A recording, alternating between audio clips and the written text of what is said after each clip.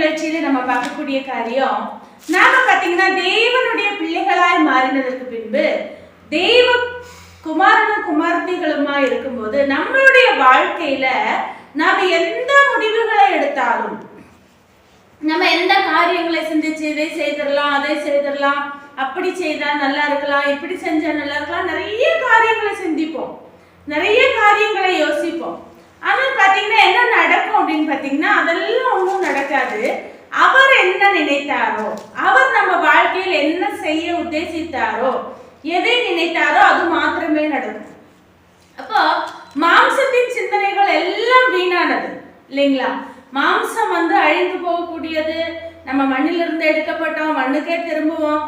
அப்ப மாம்ச சிந்தனைகளும் அழிந்து போகக்கூடியதுதான்.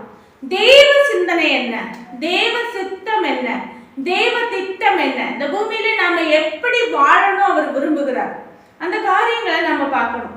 யோபு 42 அதிகாரம் 2வது வசனத்திலே சொல்லப்பட்டிருக்கிறது, தேவரீர் சகலத்தையும் செய்ய வல்லவர், நீர் செய்ய நினைத்தது தடைபடாது என்பதை அறிந்திருக்கிறேன்.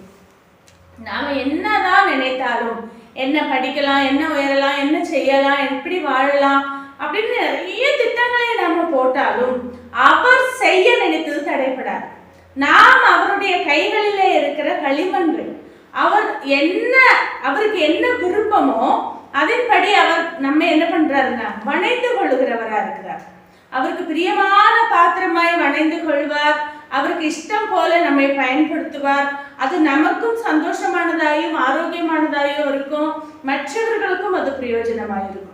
ஆனால் மாம்ச சிந்தை பார்த்தீங்கன்னா பெரிய பெரிய காரியங்களை நம்ம சிந்தித்துக் கொள்வோம், ஆனா அது எல்லாமே ஒன்றும் என்ன பண்ணாதுங்க, நடக்காது. அதனால ஆரம்பத்திலேயே தேவனிடத்துல ஆண்டவரே நான் என்ன செய்யட்டும், இந்த காரியத்துல உங்களுடைய திட்டம் என்ன, இந்த காரியத்துல நீர் என்ன செய்ய விரும்புகிறேன்னு சொல்லி அவரிடத்துல கேட்டு ஒரு வெளிப்பாடை பெற்றுக்கொண்டு நம்ம அந்த காரியத்தை ஆரம்பிப்போமானால் நிச்சயமாய் நாம் தான் ஜெயிக்கிறவர்களாயும் மனரம்யமாய் வாழ்கிறவர்களாயும் இருப்போம். எப்பொழுதும் ஜெபிப்போம். கர்த்தர் நம்மை ஆசீர்வதிப்பார்.